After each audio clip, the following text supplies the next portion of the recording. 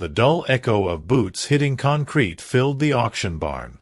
Inside, the air hung thick with the scent of damp straw, rusted metal, and quiet tension. Men and women whispered in low tones, phones in hand, eyes scanning each pen. Horses stood waiting, unaware their lives would be decided by a raised hand or a nod of the head. But one stood apart, a weary palomino with faded coat and sunken eyes. His name was Iron Dust. He wasn't just another number. Not to Jedediah Kane, who stood frozen near the entrance, staring at the horse like he was seeing a ghost. Jedediah hadn't been back here in years. Not since the fire. Not since the night his son died and the world he knew turned to ash. After that, he shut himself off, from people, from horses, from everything. Nobody really knew what became of the animals on his ranch, or the man himself. But now, standing in front of Iron Dust, Jedediah knew exactly who he was looking at. This wasn't just any horse. This was his son's horse, the one he believed had died that night. His throat tightened. His knees wobbled. Time seemed to stop. He stepped forward slowly, needing to touch the truth that stood just feet away. Just a few pens down, Lenora Haverhill, a quiet, curious girl with soft blonde hair, stood beside her guardian, Eveline Crossmore, who ran the animal shelter. Lenora had barely spoken all morning, but something about Iron Dust pulled her in. She slipped away from Eveline and walked right up to the gate. The horse, weak and tired, still managed to lift his head and stretch his neck toward her. When his muzzle touched her open hand, the entire barn seemed to shift. Calm settled over the noise like a blanket. Lenora smiled, the first smile Eveline had seen on her in weeks. Cassandra Holt, a local reporter, lifted her phone and snapped a picture, unaware she'd just captured something unforgettable. On the loudspeaker, Dawson Reddick, the event organizer, cleared his throat. Lot 14. Iron Dust. Male palomino. Estimated 16 years old. Donated by Rural Shelter. Sick, but still holding strong. Opening bid, $200. The murmurs returned. Jedediah didn't move. Lenora looked up at Eveline. No one yet understood just how much this horse meant, or what storm that auctioneer's words were about to unleash. Then, without warning, Lenora stepped under the rail, walked straight into the center of the ring, and raised her voice. Her words weren't loud, but they cut through the noise like thunder. Everyone stopped. Everyone listened. And Jedediah began to shake. Everyone stood still, as if the air itself had turned solid. Lenora remained in the center of the auction ring, her small hand gently raised toward the crowd. Eveline froze just outside the gate, her face drained of color. The microphone in Dawson Reddick's hand crackled, but no words came out. All eyes were on the girl, on her calm, unshaken presence. Then, in a soft, almost trembling voice, Lenora said, "His name is Iron Dust, and he belongs to someone here." The barn went completely silent. The weight of her words dropped like a stone into still water. Jedediah Kane felt his heart thud against his chest. Her voice. That name. That horse. It was impossible. He hadn't heard anyone say Iron Dust's name in over a decade, not since the fire took everything. How could this girl know? His breath grew shallow. For a moment, he thought he might collapse. Then he stepped forward, his voice gravelly and uncertain. "Where did you hear that name?" he asked, but Lenora didn't look at him. Her eyes were locked on Iron Dust, who hadn't moved an inch since she entered the ring. Elias Crowhurst, the local veterinarian, stood quietly by the stalls. He'd examined Iron Dust the day before. At the time, he saw just another aging horse, malnourished and fading. But now, as he watched Jedediah step closer and saw the tension in his face, the pieces began to fit together. He walked up beside Eveline and whispered, "There's something you need to tell me. How exactly did this horse end up in your shelter?" Eveline, shaken, turned slowly toward him. Her lips parted, but no words came out. She hadn't asked questions when Iron Dust was dropped off. She just assumed he was another forgotten rescue.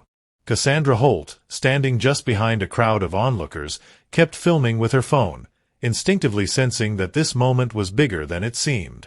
Her pulse raced. She'd covered local auctions for years, but never had she witnessed a silence like this, heavy, charged, sacred. Her camera zoomed in on Jedediah, then to Lenora, then back to Iron Dust, who remained still as stone. The horse wasn't nervous. He wasn't afraid. It was as if he understood everything that was unfolding around him. Dawson Reddick finally cleared his throat and stepped up to the mic again, unsure of how to proceed. If anyone has a personal claim to the horse, we can pause the bidding." But Jedediah didn't respond. His feet moved on their own, carrying him toward the gate. He stopped just a few steps away from Lenora, looking at her for the first time, really looking. Her face, her eyes, her calm. Something about her gnawed at him, a feeling he couldn't name. And then Lenora turned to him, her voice clear and steady, and said, "You're the man from the photograph. He used to look at your picture every night." Jedediah's breath caught in his throat. The photograph? He stared at the girl, unable to form words. Her voice had been so steady, so certain. But it made no sense. There hadn't been any photographs left. The fire had destroyed everything. Yet here stood a child no older than 8, claiming to know his face from a picture, and saying the horse looked at it every night. That wasn't the kind of thing a child could invent. Behind him, murmurs began to rise again, the crowd whispering, shifting uneasily, sensing that something deeply personal was unraveling in front of them. Lenora looked down for a moment, as if unsure whether she should go on. Then, softly, she said, when Iron Dust came to the shelter, he wouldn't eat, wouldn't move. Eveline put up a picture in his stall. It was in the saddlebag he came with. She paused, then looked up again. "You were in it. And a boy who looks like me." Jedediah felt as if the floor had opened beneath him. That boy, his son. Her words sliced through him like a blade. It couldn't be. Could it? He hadn't even known his son had a daughter. His chest ached with questions too big to process. Eveline, who had finally stepped into the ring, looked just as stunned. "Jedediah," she said carefully, "I didn't know the horse belonged to you. No one told me where he came from. A man dropped him off at dusk, said he'd been left behind after an estate sale. I didn't ask questions." Her voice was tight with guilt. The picture was tucked in the saddlebag, just like she said. "I didn't think it meant anything." Elias, standing beside her, gave a slow nod, taking it all in. "Jed, we need to talk," he said gently. "Privately." But Jedediah didn't move. His eyes remained locked on Lenora, as if trying to read every piece of her face. The same freckles. The same chin. Even the same tilt in her smile. A lifetime of regret and silence pressed down on him. Why hadn't his son told him? Why had everything ended in fire and not in forgiveness? "What's your name, sweetheart?" he asked, his voice breaking. Lenora hesitated, then answered, "Lenora." Jedediah nodded slowly, whispering the name to himself like a forgotten prayer. Meanwhile, Malcolm Stroud, who had remained silent until now, stepped forward from the crowd. Dressed in a clean blazer and cowboy boots polished to a shine, he cleared his throat. "If the horse has personal ties, that's one thing," he said. "But if he's still up for auction, I'm prepared to offer 500. The words hit the barn like a slap. Lenora's expression changed instantly, not to fear, but to resolve. She turned to face the crowd and stood tall. "Iron Dust isn't for sale," she said quietly. "Not any more." A heavy silence fell over the barn after Lenora's quiet but firm declaration. Her words echoed through the rafters like a final verdict. "Not any more." Some in the crowd chuckled awkwardly, unsure if this was a show or a mistake. Others stood still, sensing something far deeper beneath the surface. Jedediah Kane remained rooted in place, his heart pounding.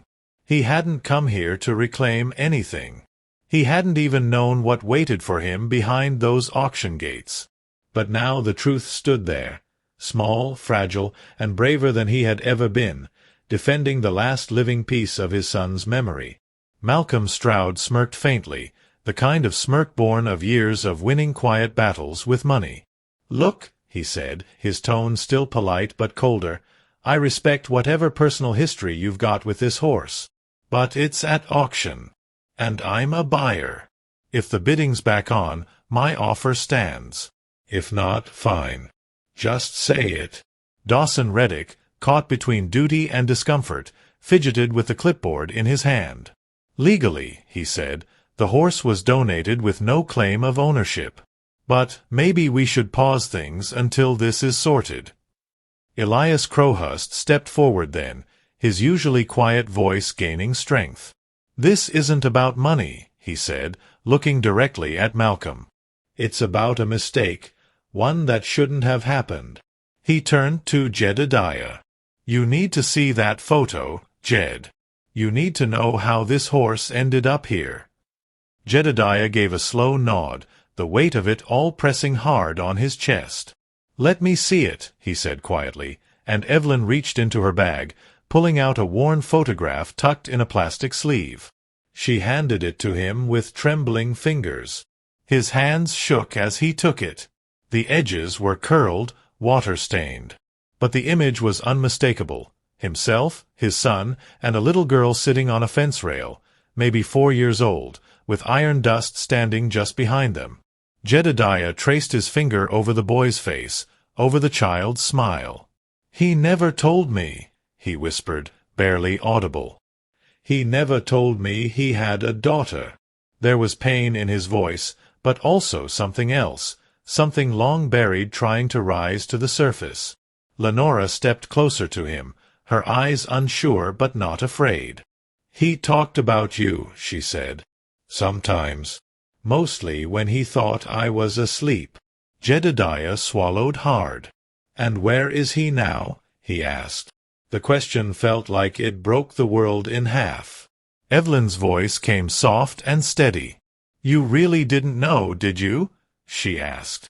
Then came the answer, the one that would crack open the truth. He died 3 years ago. Not in the fire, but from what came after. Jedediah didn't speak for a long time. The photo trembled in his hand as the weight of Eveline's words settled over him like a lead blanket. 3 years ago.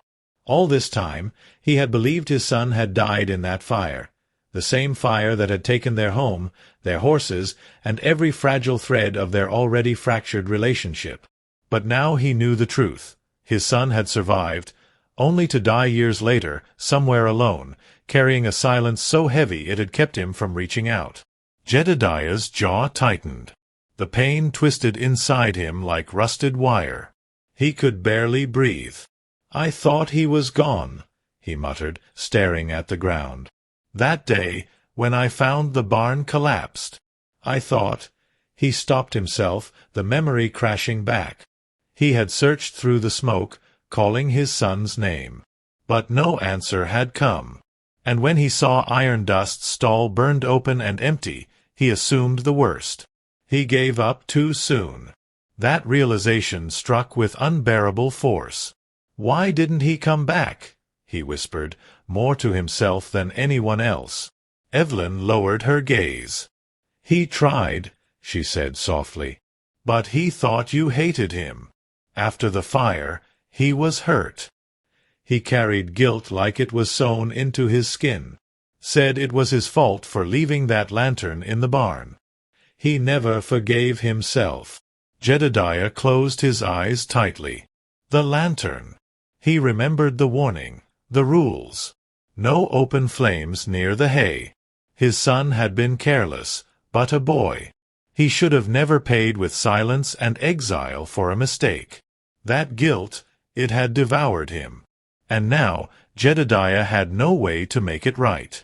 Lenora stood beside Iron Dust again, her small hand stroking his mane.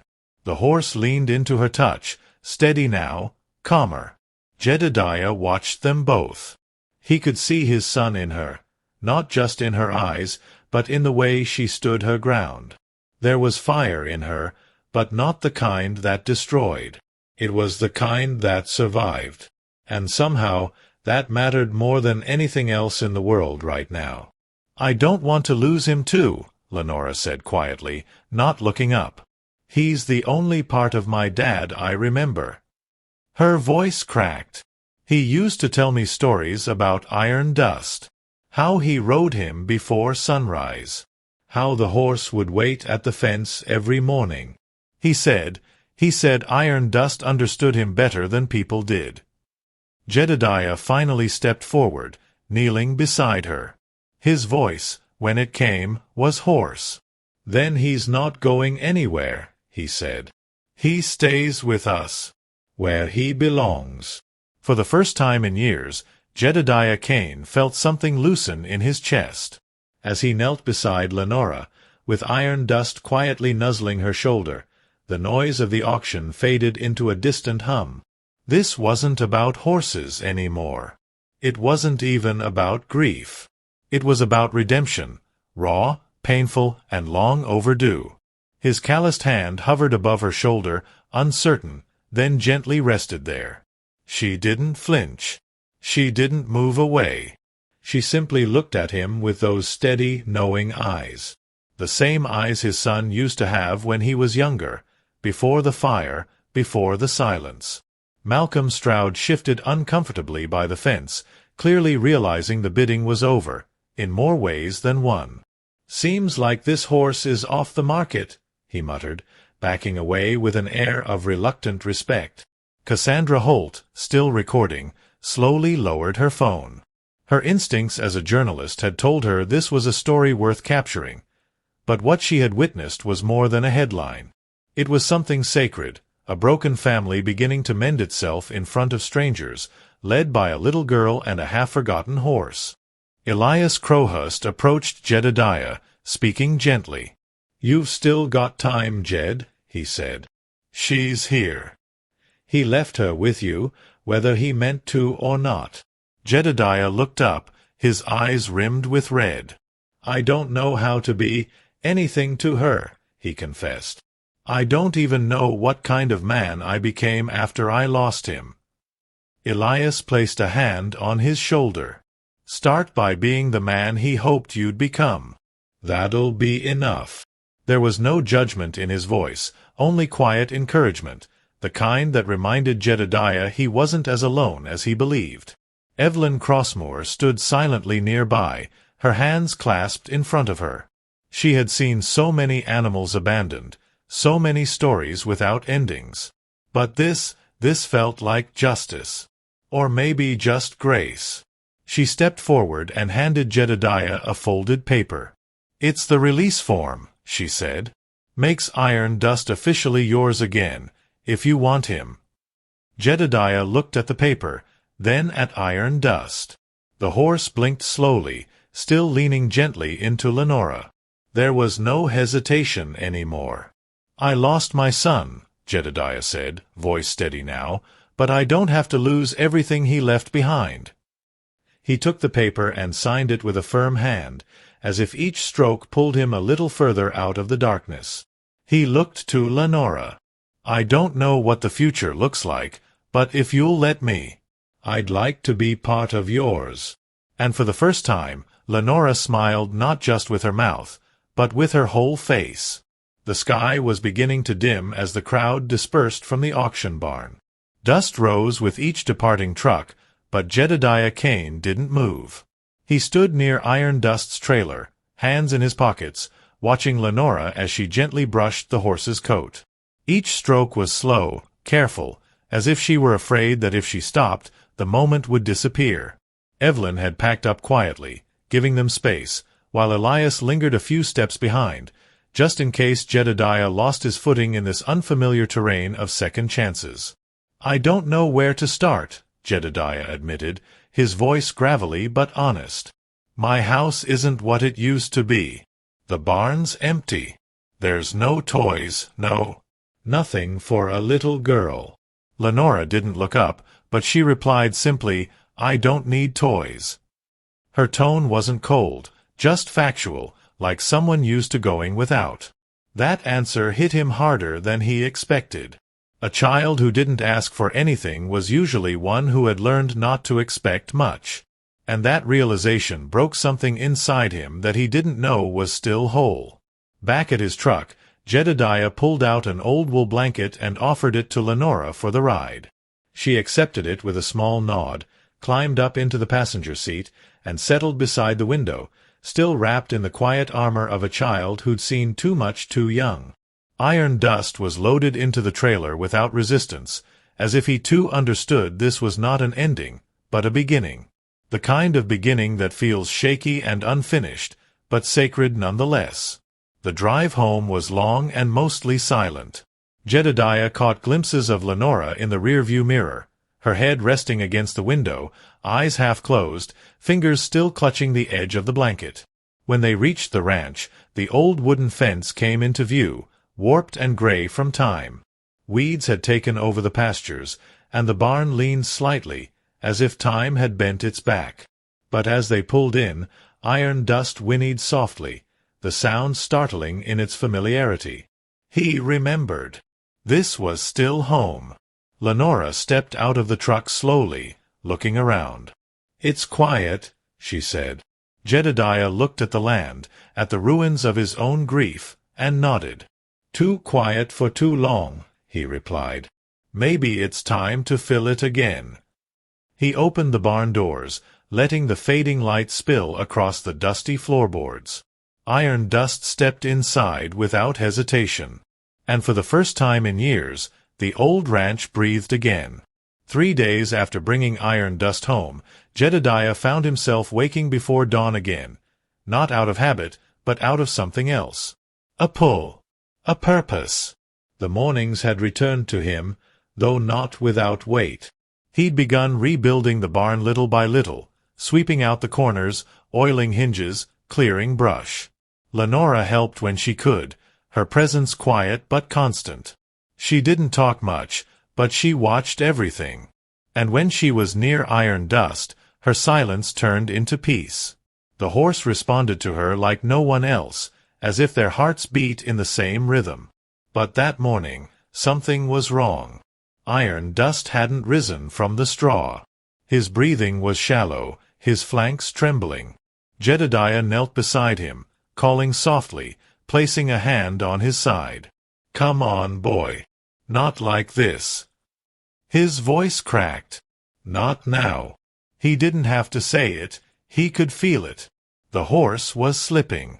The weight Jedediah thought he'd been learning to carry suddenly crushed him all at once. He rushed to the house, calling for Lenora. She came running barefoot, her hair wild, her eyes wide with fear. "What's wrong with him?" she asked, already knowing the answer. Elias arrived within the hour. He examined Iron Dust in silence, his face darkening. "His heart's failing," he said finally. "It's been coming for a while. He held on longer than any of us thought he would, probably for her." He glanced toward Lenora, who sat curled beside the horse, stroking his mane. Jedediah leaned on the stall door, hands gripping the edge like he was holding on to the only thing left that still mattered. "There's nothing we can do?" he asked. "No more time." Elias shook his head. Lenora turned slowly, tears sliding down her cheeks. "He waited for me," she whispered. "He waited so I wouldn't be alone." Jedediah knelt beside her, feeling helpless. "You're not alone," he said, the words catching in his throat. "You have me now." She looked at him, really looked, and after a long pause, nodded. "Then don't let him go alone either." So Jedediah stayed. Through the night. Through the quiet hours. Through the final breath. When Iron Dust finally passed, the barn was silent. No wind. No birds. Just the sound of Lenora's soft sobs and Jedediah's steady hand resting on the horse's still neck. He didn't cry. Not yet. But something in him had broken open, something that could finally let the healing begin. The next morning, the ranch felt like a different place. The sky was overcast, and the stillness stretched across the fields like a heavy blanket. Jedediah stood alone near the pasture, staring at the small wooden cross he'd built the night before. It stood at the base of the old oak tree where iron dust had once been tied as a colt, a place rich with memory. He hadn't said much after the horse passed. Words had always failed him when they mattered most. But now, watching the ground settle, he understood something. Some animals aren't just animals. They carry our grief until we're ready to hold it ourselves. Inside the house, Lenora sat at the kitchen table, drawing quietly with a broken blue crayon. Her paper was filled with rough shapes: a fence, a barn, a horse with a long mane, a man standing beside a little girl. It wasn't perfect, but it was real. Eveline had called earlier, offering to take her back for a few days if needed. But Lenora had said no. She wanted to stay. Not because it was easier, but because something inside her had begun to feel rooted here. Jedediah came inside, removing his hat as he entered. His boots were still muddy, his face drawn, but when he saw the drawing on the table, something shifted in his chest. "That's us?"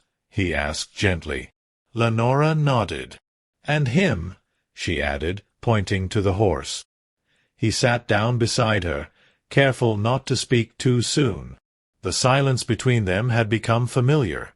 Not cold, not uncomfortable, just respectful.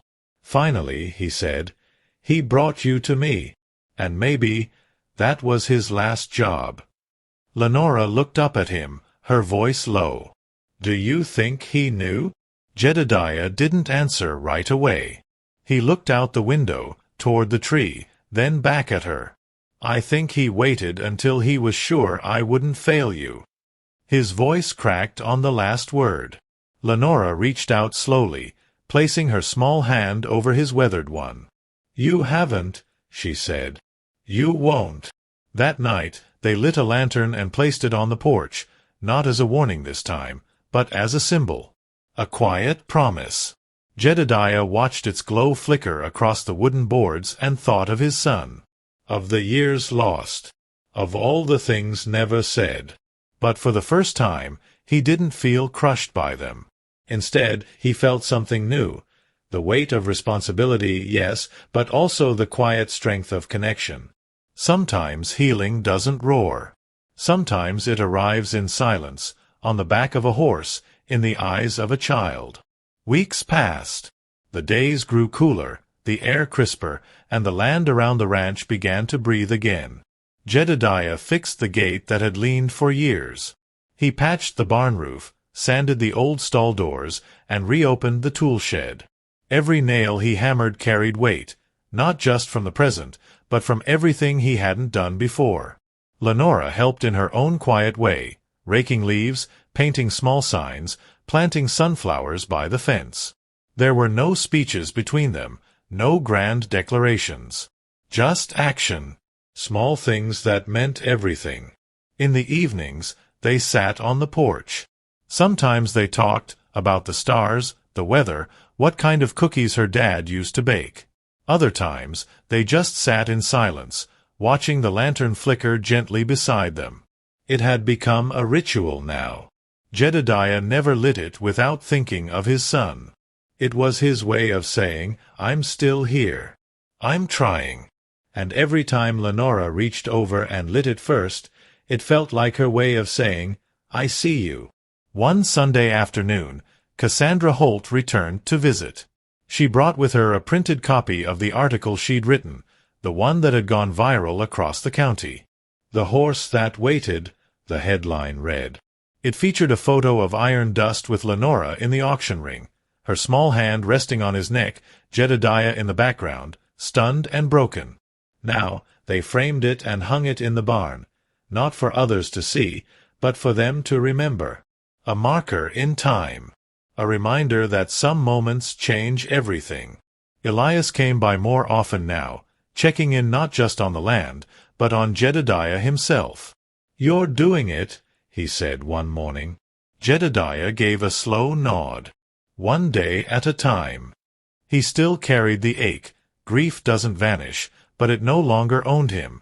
And when he saw Lenora chasing chickens through the grass or laughing with her hands covered in dirt, he knew something else. This was the kind of second chance most men don't get. One afternoon, Lenora placed something in Jedediah's hand, folded and worn. The same photograph from the saddlebag. "You should keep it," she said. He looked at the picture, then at her. "I already do," he replied softly. "Every day." As the sun dipped behind the trees, casting golden light over the field where iron dust used to run, Jedediah lit the lantern one more time. Not for the past. Not for grief. But for everything that still had a chance to grow.